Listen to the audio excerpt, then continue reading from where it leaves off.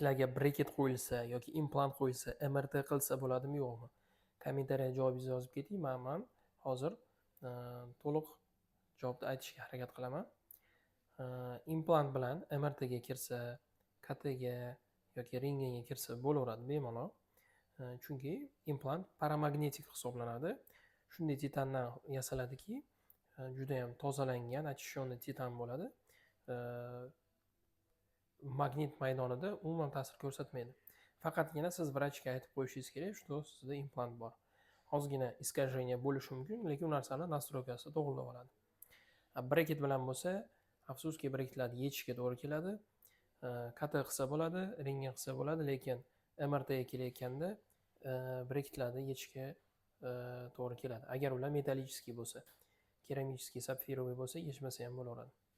Sog' bo'linglar, omon bo'linglar. Podpiska, layklarni unutmanglar. Profilga o'tib, ishlarimni bir ko'rib qo'yinglar.